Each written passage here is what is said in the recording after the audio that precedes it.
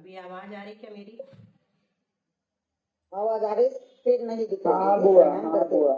Screen अभी कर रही हूँ क्योंकि आप लोगों को स्क्रीन दिख रही थी पारुल ने जैसा बताया, लेकिन मेरे तरफ ना ब्लैंक पेज था, इसलिए फिर मैंने फिर से किया। कोई बात नहीं। हाँ, दिखती अभी मुझे दिखता है कि नहीं, अभी तो एडमिट ही बता रहा। अभी हाँ, ये वाला खुला।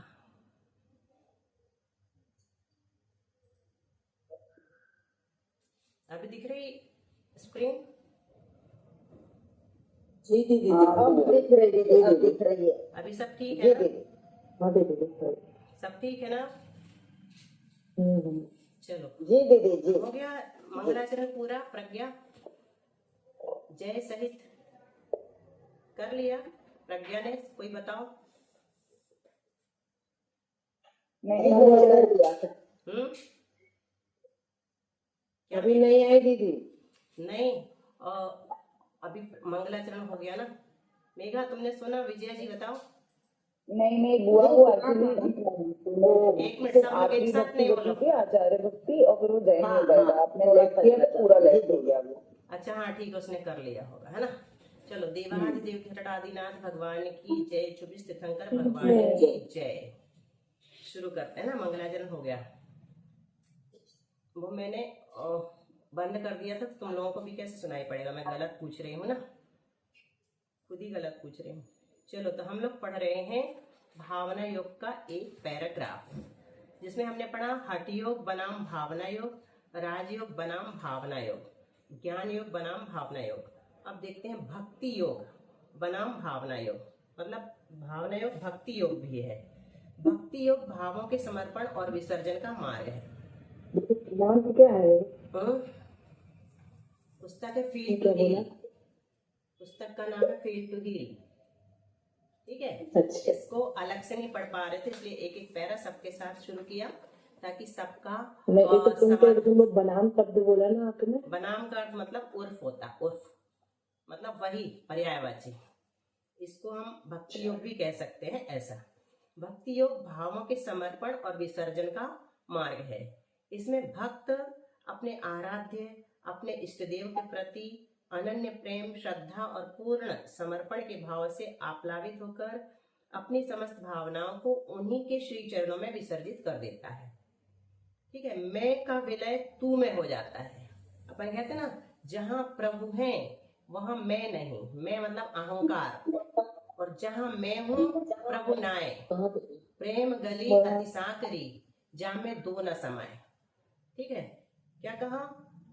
मैं का विलय तू में हो जाता है, मतलब मैं स्वयं भगवान बन जाता हूँ। ईश्वर में लीन हो जाने की, एकाकार हो जाने की मधुर साधना है। इसके विपरीत भावना योग भावों के विसर्जन के स्थान पर उनके सजग निरीक्षण, विवेकपूर्ण प्रतिबंधन और सकारात्मक निर्माण पर बल देता है। यहाँ समर्पण के स्थान पर साक्षी भाव प्रमुख है। क्या? समर्पण के स्थान पर साक्षी भाव प्रमुख है। साधक अपनी भावनाओं से तादात्म्य स्थापित नहीं करता, बल्कि उन्हें तटस्थ दृष्टा की भांति देखता है, समझता है और फिर उन्हें परिष्कृत करता है।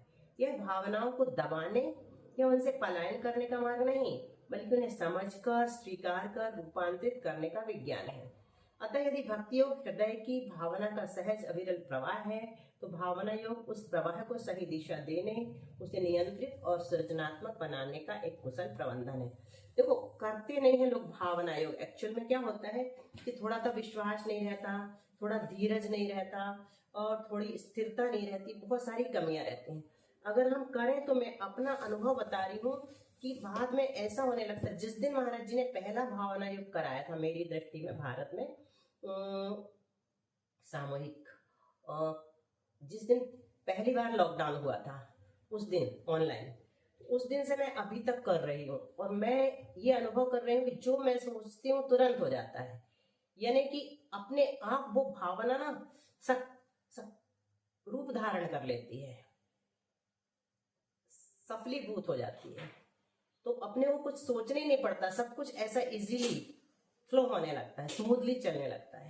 तो एक बार विश्वास करके इसको करके देखो सब लोग, बहुत ज्यादा प्रभावी है ये। महाराज जी ने तो शायद बहुत कमी आती है सब कुछ में कमी और आती है, हम सब कई कुछ अच्छा हो जाता करने है। वाले होते हैं, उससे पहले ही अंदर से आवाज आने लगती है हमें शांत रहना है, मुझे शांत रहना है, मतलब मुझे ये अकेला प्रतिक्रिया नहीं कमांड करनी नहीं है। है, ऐसा नहीं, इनसे बंद हो नहीं। हमारी कमांड सारी अलग है। हम महाराज जी जो बोलते वो नहीं बोलते, हमने अपनी बनाई है। अपनी भावना रखो ना, वो तो सबके उनने यूनिवर्सल बनाई है।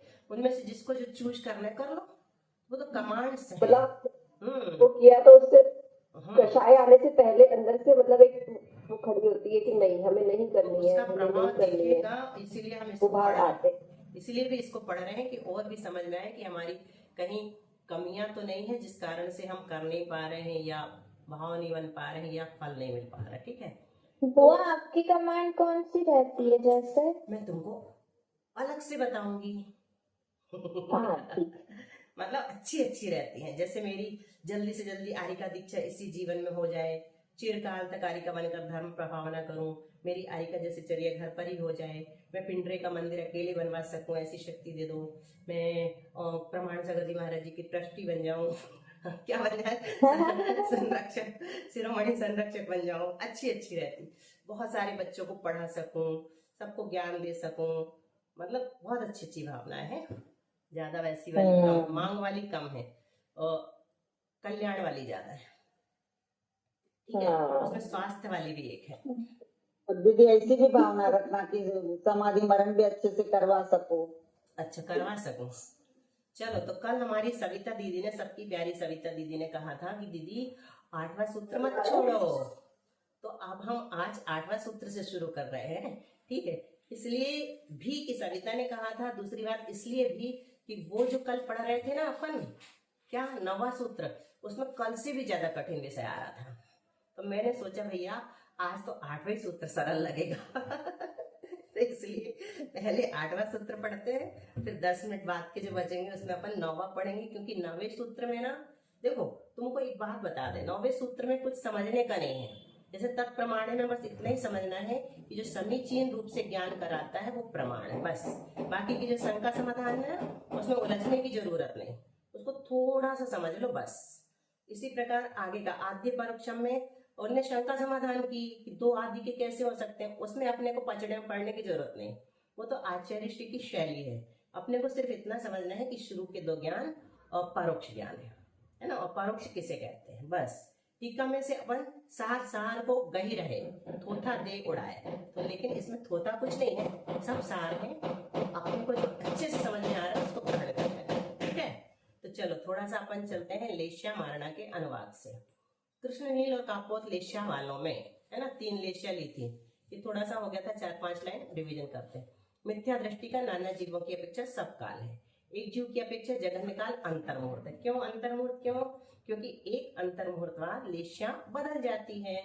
तो एक जीव का काल ज्यादा से ज्यादा चलेगा कृष्ण लेश्या का, नील लेश्या का अथवा कापोत लेश्या का, तो अंतर्मुहूर्त ही चलेगा। ठीक है, और उत्कृष्ट काल, हाँ यही बताना था। उत्कृष्ट काल क्रमशः साधिक 33 सागर और साधिक 17 सागरों और साधिक 7 सागरों ये हो गया था। साधिक से यहाँ 2 अंतर्मुहूर्त लिए थे 33 सागर में। 7वें नरक में जाते समय एक अंतर्मुहूर्त पहले उसकी कृष्ण लेस्या हो जाती है, और मरण के बाद एक अंतर्मुहूर्त बाद तक कृष्ण लेस्या रहती है। इसलिए साधिक लेना, 2 अंतर्मुहूर्त अधिक, है ना। इसी प्रकार साधिक 17 सागर, यहाँ पर एक अंतर्मुहूर्त लेना, क्योंकि जाते समय नील लेस्या रहेगी, लेकिन निकलते समय जरूरी नहीं, सम्यक दर्शन के साथ भी निकल सकता है 5वें नरक से, है ना। 7वें नरक का नियम है मिथ्या के साथ निकलता है, लेकिन 5वें नरक का 6ठे, 5वें, चौथे, तीसरे, दूसरे, पहले, इनमें से सबसे सम्यक दर्शन के साथ जीव निकल सकता है। और साधिक 7 सागर ये लिया है तीसरे नरक की अपेक्षा, तो यहाँ पर भी एक अंतर्मुहूर्त अधिक लेना। साधन सम्यक दृष्टि और सम्यक मिथ्या दृष्टि का सामान्य काल बताया था। सामान्य अपने को पता है, कोई नया व्यक्ति बताओ सामान्य से क्या लेना। विजया जी, दूसरे स्थान का सामान्य से काल कितना है, बोलो पिंकी। दीदी जगते से एक समय उत्कृष्ट काल परिलोकम के संख्यात्मक भाग प्रमाण, और एक जीव की अपेक्षा जगन्य से एक समय उत्कृष्ट से 6 आवली। ठीक है, दूसरे का हो गया। तीसरे का शालिनी तीसरे बोल दो तुम्हें। जघन्य से अंतर्मुहूर्त मुहूर्त नाना जीव की अपेक्षा हाँ। और उत्कृष्ट से पर्युपम के संख्यात में भाग। ठीक है, और एक जीव की अपेक्षा से जघन और उत्कृष्ट दोनों बहुत अंतर्मुहूर्त है। अच्छा। ये सबके लिए रिवीजन करवाया है, सबको पता है ना। असंयत सम्यक दृष्टि का नाना जीवों की अपेक्षा सब काल है, मतलब कृष्ण नील काकोत्लेश्य वाले चौथे गुण स्थानवर्ती हमेशा मिलेंगे नाना जीवों की अपेक्षा। एक जीव की अपेक्षा जगन्य काल अंतर्मुहूर्त, क्योंकि चौथे गुण स्थान में कम से कम अंतर्मुहूर्त तो रहेगा ही रहेगा, है ना। और उत्कृष्ट काल कुछ कम 33 सागर उपम, ये कहाँ की अपेक्षा बनाया था? 33 सागर की आयु वाले सर्वांग सिद्धि में नहीं, सातवें सातवें कृष्ण नील काकोत्लेश्य के हिसाब से नरक आएगा। नरक ही आएगा, इसीलिए हमने वो किया है इसको विशेष रूप से फिर से पूछा ना। नरक से ही लगाना, वहां का सम्यक दृष्टि जीव कुछ कम 33 सागर रहेगा, है ना, सम्यक दर्शन के साथ। कृष्णनील कापोत्लेश्या में कुछ कम 17 सागर 5। आपने सर्वांग सिद्धि बताया था, हमने लिखा है। तो गलत बोल दिया होगा हमने। ये अपन 3 लेश्या नरक में ही होती ना, सर्वार्थ सिद्धि में तो परम शुक्ल लेश्या होती, शुक्ल होती है ना, धोखे से निकल गया होगा। कुछ कम 17 सागरोपम, ये कहाँ का लेना? 5वें नरक का। और कुछ कम 7 सागरोपम ये लेना, 17 सागरोपम। 17 सागरोपम कहाँ का लेंगे? 5वें नरक का, है ना। और ठीक है, 5वें का। और 7 सागरोपम कहाँ का लेंगे? तीसरे का। तो कापोत, नील और कृष्ण ऐसे जाना। अब आ जाओ पीत और पद्मलेश्या वालों में, तो इनमें मिथ्या दृष्टि और चौथे गुण स्थानवर्ती का नाना जीवों की अपेक्षा सब काल है। चलो देखो, बीच में एक बात पूछ लेते हैं, कितने लोग हैं? 19। आज सविता को हमने एक मैसेज डाला था कि अपन को समझ में आए चाहे नहीं आए, शुभ कर्म तो बंद नहीं है, क्योंकि स्वाध्याय परमम तपः और तपसा निर्जरा, है ना। तप से क्या होती है? निर्जरा होती है। तो बंद कर्म के बंद के कितने कारण हैं? अंतमोह अभी आ गए, बताओ जल्दी से, फटाफट बताओ, जल्दी बताएंगे ये वाली बात। कर्म के बंद के कितने कारण?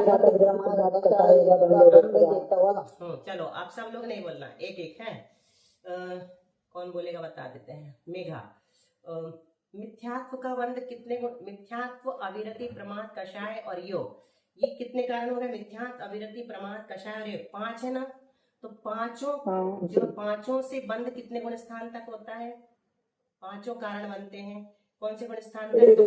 पहले गुण स्थान, सिर्फ पहले गुण स्थान में 5 कारण बनते हैं, ठीक है। अब पहले से कहा जाएगा, चौथे में जाएगा। चौथे गुण स्थान में किस कारण से बंद होगा? मिथ्यात्व से। मिथ्यात्व से नहीं होगा, अविरति, प्रमाद, कषाय और योग से होगा। नहीं, अकेला अविरति नहीं, इसलिए तो बता रही है बात। अविरति, प्रमाद, कषाय और योग, 4 कारण बचेंगे चौथे गुण स्थान में, ठीक है। फिर छठे गुण स्थान में कितने कारणों से बंद होगा? प्रमाद, कषाय और योग, है ना, छठे कषाय से, छठे गुण स्थान से, ठीक है। ऐसे कभी कभी गड़बड़ निकल जाता, गुण स्थान की जगह कषाय, तो बोले मत लिख लिया करो ना, समझ लिया करो, इसको कहते हैं गोत्र स्खलन। तो छठे गुण स्थान से 3 कारण बनेंगे, प्रमाद, कषाय और योग, ठीक है। फिर 7वें गुण स्थान से प्रमाद नहीं रहेगा, क्या क्या कारण बनेंगे? कषाय और योग, ठीक है। और फिर कहाँ तक रहेंगे ये? 10वें तक। 11वें गुण स्थान से कषाय भी नहीं रहेगी, सिर्फ योग कारण बनेगा, ठीक है। और योग कहाँ तक कारण बनेगा? 13वें तक। 14वें के बाद वो भी समाप्त हो जाएगा। तो ये स्वाध्याय के बदले हमें इतना पुरुषार्थ तो कम से कम करना है कि ऐसा फल मिले कि सम्यक दर्शन हो जाए, है ना। तो जो तीव्र कर्मों का बंध है वो तो हमारा रुक जाएगा। सम्यक दृष्टि कहाँ कहाँ नहीं जाता, अपन ने पढ़ लिया। प्रथम नरक भिन्न, 6 पृथ्वी में नहीं जाएगा,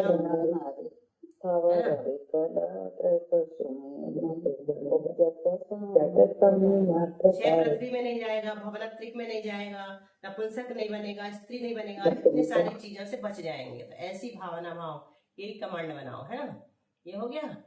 तो अपन देख रहे हैं पीत और पद्मलेश्या, इसमें मिथ्या दृष्टि और चौथे गुण स्थानवर्ती जीवों का सबकाल, एक जीव की अपेक्षा जघन्य काल अंतर होते, यहाँ तक हो गया। और उत्कृष्ट काल साधिक 2 सागरोपम और साधिक 18 सागरोपम है। अब यहाँ पर विशेष बात बतानी थी, प्रज्ञा का दीदी पहले गुण स्थान में तो 5 को बंद होगा ना, बच्चा के साथ 5 बताया ना, 5 बताया, ठीक है। चलो अभी यहाँ देख लेते हैं पद्मलिष्या, पीत और पद्मलिष्या वाले जो मिथ्या दृष्टि जीव हैं उनका नाना जीवों की अपेक्षा सबकाल है, और पीत और पद्मलिष्या वाले जो चौथे गुण स्थानवर्ती जीव हैं उनका भी नाना जीवों की अपेक्षा सबकाल है ना, हमेशा पाए जाएंगे। पीत पद्मलिष्या वाले आ गया समझ में क्या बताया? पद्मलिष्या वाले मिथ्या दृष्टि और असंयत सम्यक दृष्टि का सत्काल है। हाँ, हमेशा मिलेंगे है ना। अब एक जीव की अपेक्षा चलो तो इनका जघन्य काल अंतर मुहूर्त है, किसका? मिथ्या दृष्टि हो अथवा असंयत सम्यक दृष्टि हो। कौन सी लिष्य वाले? पीत और पद्मलिष्य वाले। जघन्य काल कितना होगा उनका? अंतर मुहूर्त। क्यों अंतर मुहूर्त? बाद लिष्य भी बदल जाती है और गुण स्थान भी रहेगा तो वो भी अंतर मुहूर्त कम से कम तो रहेगा ही मिथ्यात्व, और चौथा भी कम से कम अंतर मुहूर्त रहेगा। और उत्कृष्ट काल क्रमशः साधिक 2 सागरोपम और साधिक 18 सागरोपम है। उत्कृष्ट काल कितना बताया? 2 सागर। कहाँ की आयु है 2 सागर? स्वर्ग की। स्वर्ग में भी कौन से स्वर्ग की?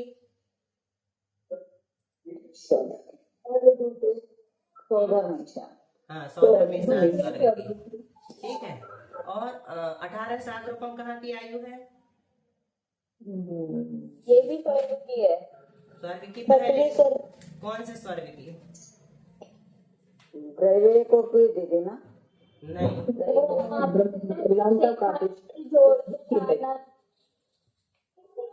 किसकी आवाज आ रही है? कौन ने बोला?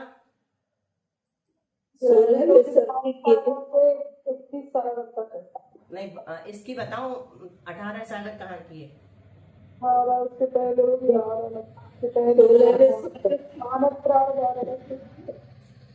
किसको पता है? कोई एक अपना नाम बोलो कि हम बता रहे हैं। हमें सुनाई। 12वें स्वर्ग की बात। बहुत अच्छा, किसने बोला? 12वें स्वर्ग किसने बोला? सही है। 12वें स्वर्ग 12वें स्वर्ग की 22 सागर होती है। 12वें स्वर्ग की है 18 सागर, ठीक है। 12 स्वर्ग की, चलो ठीक है। अब हम देखते हैं इसमें साधिक। साधिक अभी बताएं कि बाद में बताएं, क्योंकि साधिक में थोड़ा ज्यादा समझाना पड़ेगा, कल बताएंगे साधिक का। इसमें थोड़ा कठिन है। इसे बहुत डिस्टर्ब आता है आ रहा है, मुझे भी अभी आया थोड़ा सा 2 बार। कोई बात नहीं, अभी उसके साथ ही अपन शांत हूँ, मैं शांत हूँ ठीक है विजया जी। साधन सम्यक दृष्टि, अब ये साधिक का अभी हम पेनिंग में डालते, कल समझाएंगे क्योंकि इसमें पूरी एक क्लास लगेगी, ठीक है। साधन सम्यक दृष्टि घातायुष्क कहलाता वो, उसके बारे में अच्छे से तुम लोग को समझना पड़ेगा, ठीक है। कौन घातायुष्क होता है, कैसे आयु का घात करता है। अब चलो, साधन सम्यक दृष्टि और सम्यक नित्य दृष्टि का सामान्य काल है। कौन सी लिष्या का शालिनी? पद्मलिष्या का। हाँ, पीत पद में पढ़ रहे, उसको पकड़ के चलना पड़ता है ना। तो दूसरे गुण स्थान का सामान्य काल वही है जो अभी पिंकी ने बताया था, तीसरे का भी वही है। अब चलो, पीत पद्मलिष्या के साथ 5वें गुण स्थान में, 6ठे गुण स्थान में और 7वें गुण स्थान में। पीत और पद्मलिष्या कौन से गुण स्थान तक होती सविता? 7वें तक, 1 से 7वें तक। हाँ, 1 से 7वें तक है ना। तो 7वें तक और बता रहे वो सब काल। 5वें गुण स्थान वर्ती भी पीत पद्मलिष्या के साथ हमेशा मिलेंगे, 6ठे वाले भी हमेशा मिलेंगे और 7वें वाले भी हमेशा मिलेंगे। रमू भैया, 14 गुण स्थानों का नाम याद है?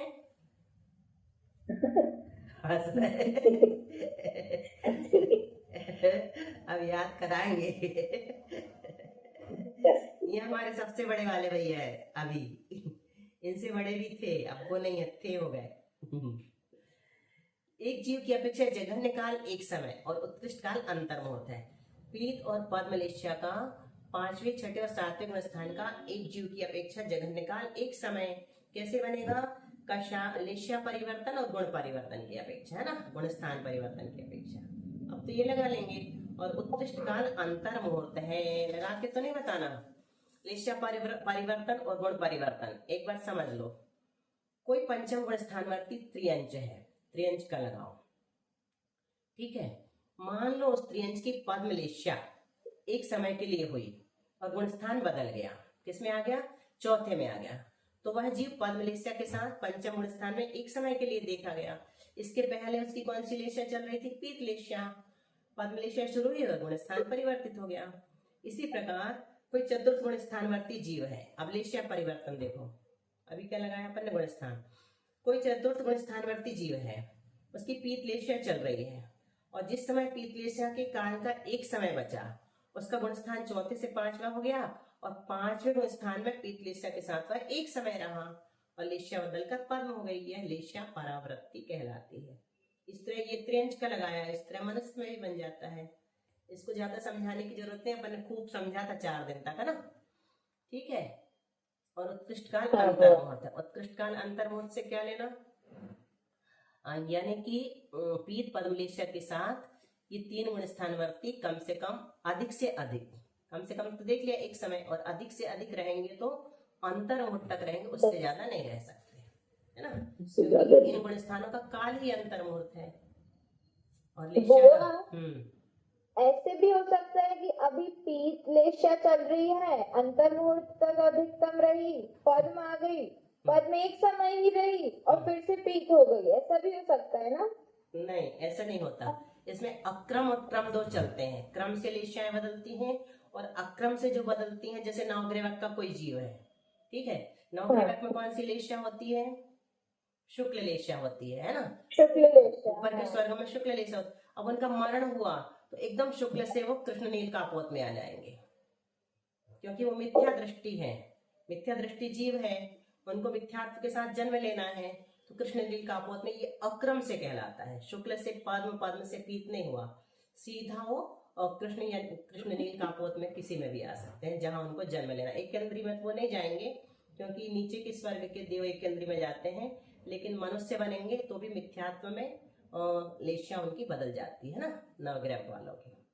तो अपनी जो लेस्याएं हैं वो क्रम से बदलती हैं। पद्म के बाद पीत और पीत के बाद फिर से पद्म नहीं हो सकती, फिर या तो शुक्ल होएगी, ऐसा होता, क्रम से बदलती है, मतलब ये चलता है परिणामों के आधार पर, ठीक है। ये हो गया एक समय अंतम। शुक्ल लेस्या वालों में मिथ्या दृष्टि का नाना जीवों की अपेक्षा सब काल मिथ्या दृष्टि है, वो तो हमेशा पाए जाएंगे। त्रियंच में भी होते हैं शुक्ल लेस्या वाले, और एक जीव की अपेक्षा जघन्य काल अंतर्मुहूर्त और उत्कृष्ट काल साधिक 31 सागरोपम है। अब कितना बच्चा अपना टाइम, थोड़ा सा साधिक बता ही दें क्या, सुनाई पड़ रहा है सबको अच्छे से?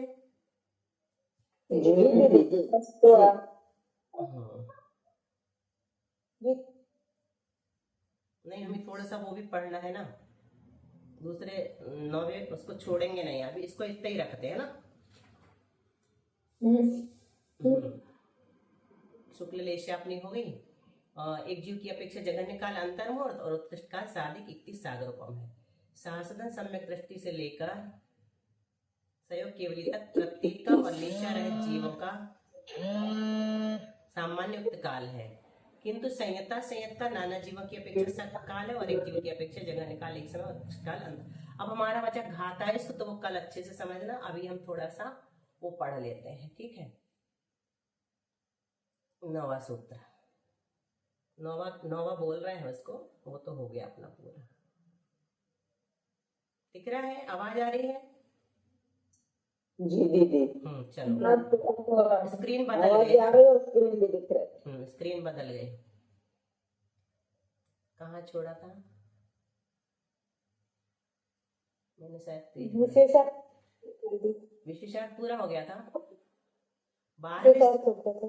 12वें सूत्र का ना,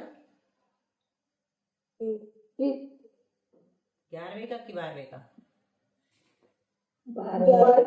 एक मिनट, शालिनी बताओ, बाकी कोई नहीं बोला। 176 से करना, कहाँ से? 176 लिखा है, 176। शेष सब ज्ञान प्रत्यक्ष प्रमाण, प्रत्यक्ष मन्य प्रमाण। ठीक है, मैंने क्या किया था, कल क्लास बंद होने के बाद थोड़ी इसको पढ़ के देखा था, इसलिए मुझे पढ़ा ऐसा लग रहा था ना, तो मैं कंफ्यूज हो रही थी, है ना, कि ये पढ़ा दिया कि मैंने पढ़ा है, क्योंकि ज्यादातर मैं पढ़ती नहीं हूँ, कल मन लग गया था थोड़ा सा, देख रही थी कठिन है कि सरल। तो शेष सब ज्ञान प्रत्यक्ष प्रमाण है। इसका सूत्र बोलो कोई एक। प्रत्यक्ष मन्य हाँ, प्रत्यक्ष मन्य। प्रत्यक्ष मन्य।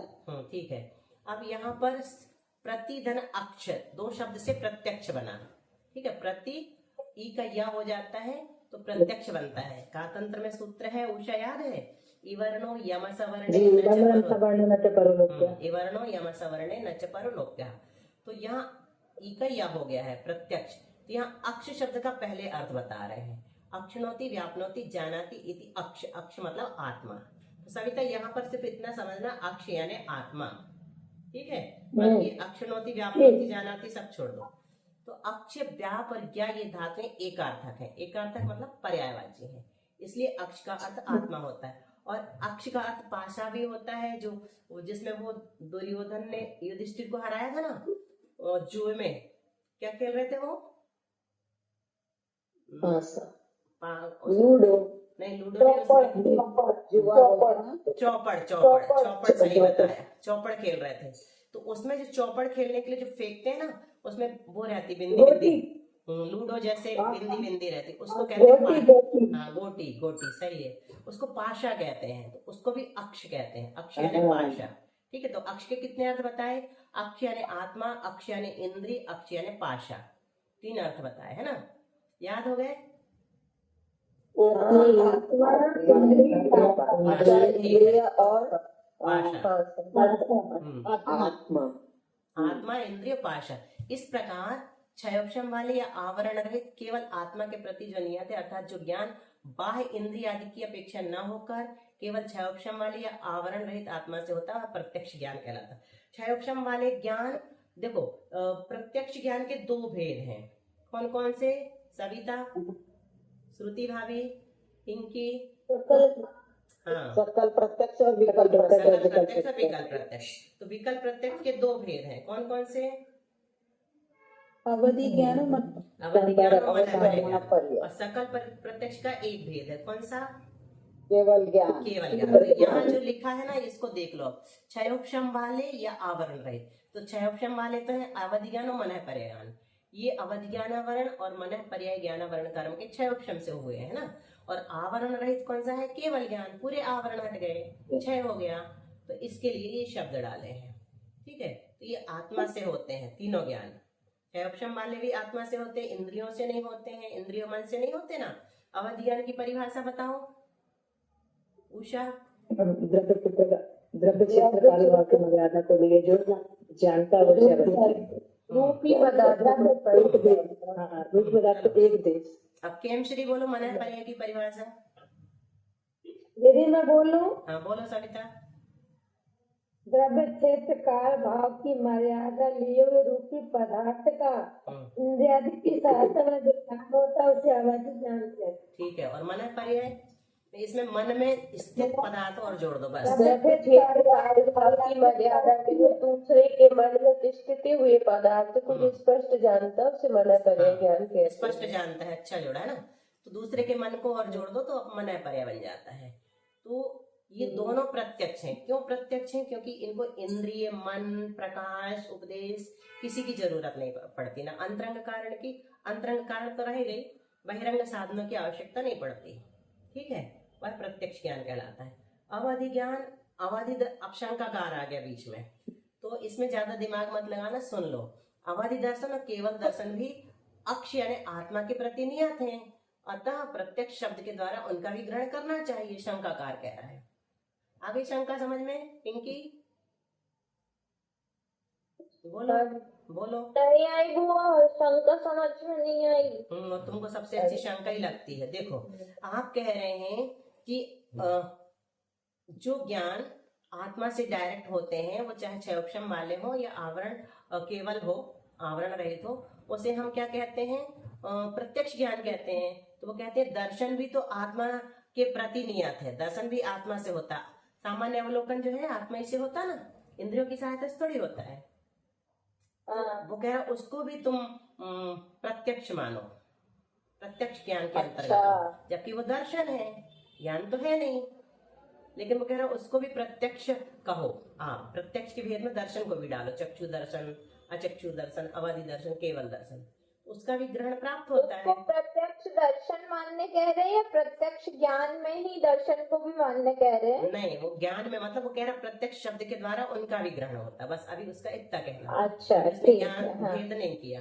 कहते अवधि दर्शन और केवल दर्शन भी आत्मा के प्रति नियत हैं, अक्ष यानी आत्मा के प्रति नियत हैं, मतलब आत्मा से संबंध रखते हैं, तो उनका भी ग्रहण करो। तो कहते यह कोई दोष नहीं। क्यों?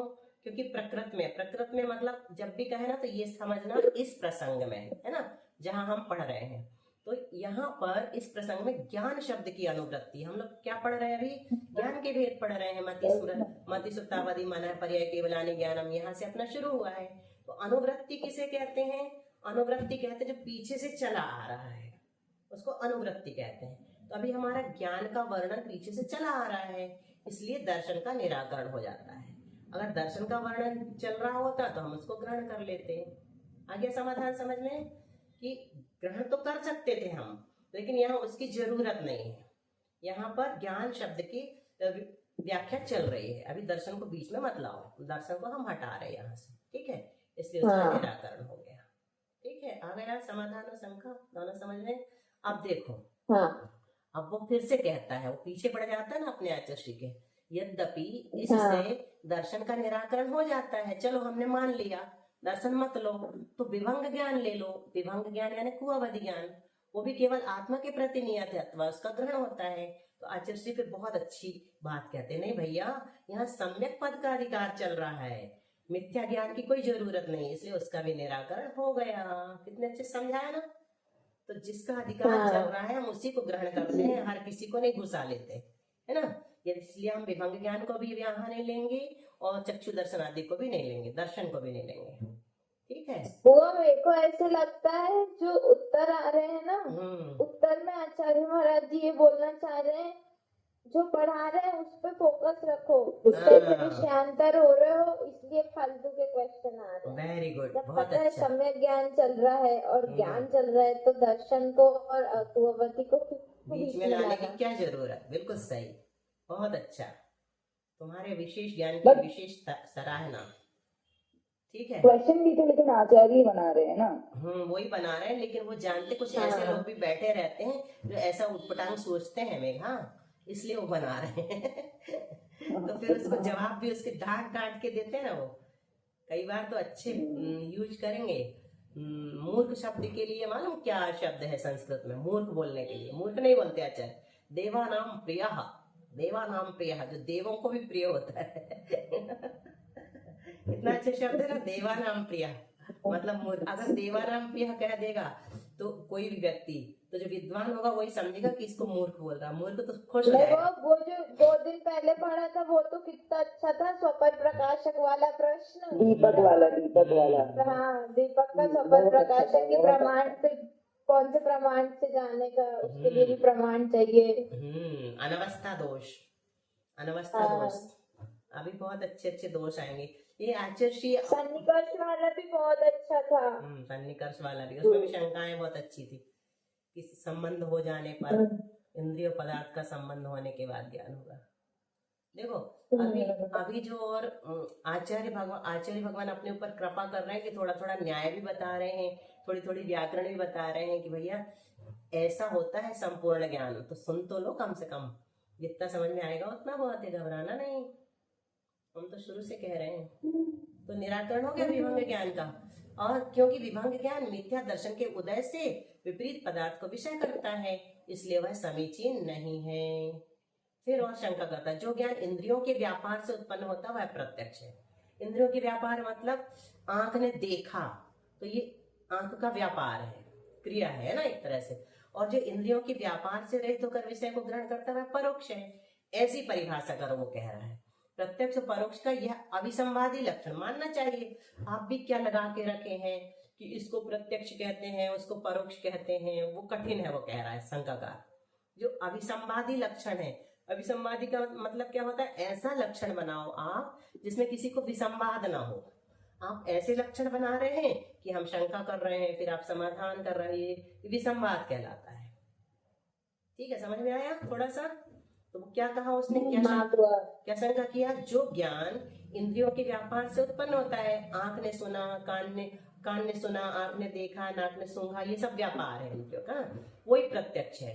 और जो इंद्रियों के व्यापार से रहित है और विषय को ग्रहण कर रहा है वो परोक्ष है, ऐसा मानो। आप तो उल्टा कह रहे हो, उल्टा लग रहा है ना। प्रत्यक्ष को अपन क्या कह रहे हैं, इंद्रियों के व्यापार, है ना, और परोक्ष में इंद्रियों के व्यापार की जरूरत नहीं है। परोक्ष में है, प्रत्यक्ष में नहीं है, सकल प्रत्यक्ष और विकल्प प्रत्यक्ष में। तो शंका पहले समझ लो, समाधान तो नहीं भी आएगा आज, तो चल जाएगा। जो ज्ञान इंद्रियों के व्यापार से उत्पन्न होता है वो प्रत्यक्ष है, और जो इंद्रियों के व्यापार से रहित होकर विषय को ग्रहण करता है वो परोक्ष है। प्रत्यक्ष और परोक्ष का ये अभिसंवादी लक्षण मानो आप, दूसरे लक्षण मत मानो।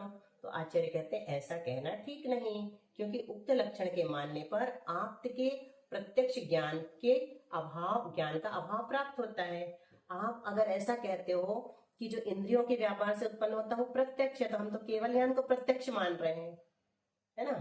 तो इंद्रियों के व्यापार से तो उत्पन्न होते ही नहीं वो केवल ज्ञान, तो उसका तो अभाव ही हो जाएगा।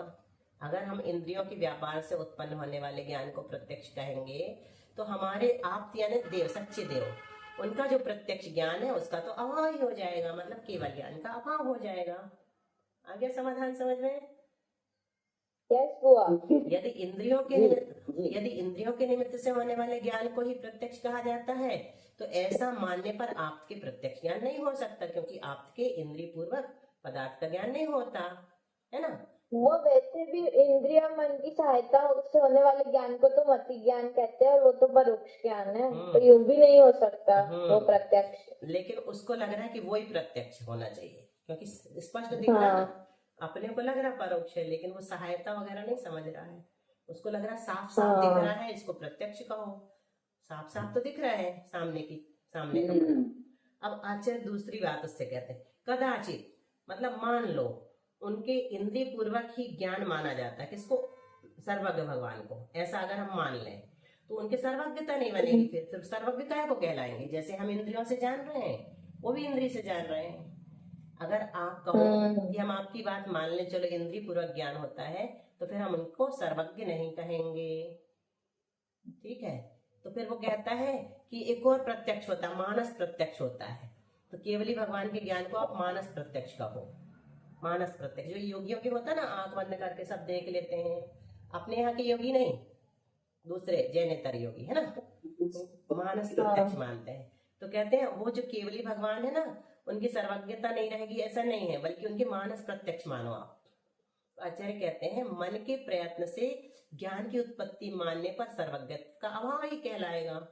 मानस प्रत्यक्ष तो मन के प्रयत्न से होता है, तो भी सर्वज्ञत्व नहीं बनेगा, ठीक है।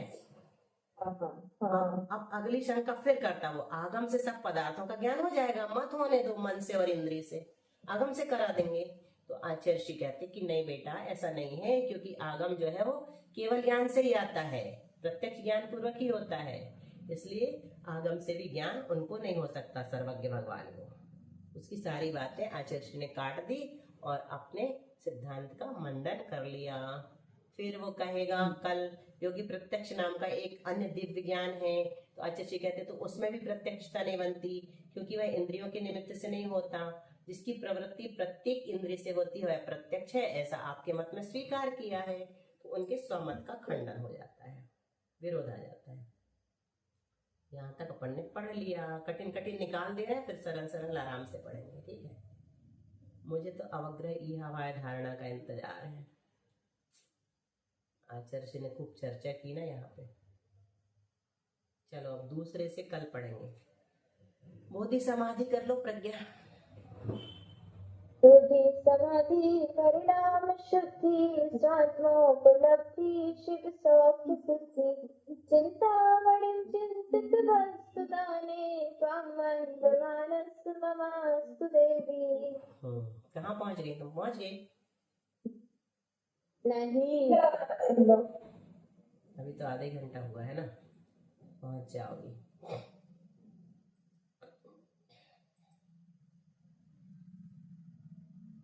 द्वादशांग जनवाणी माता की जय।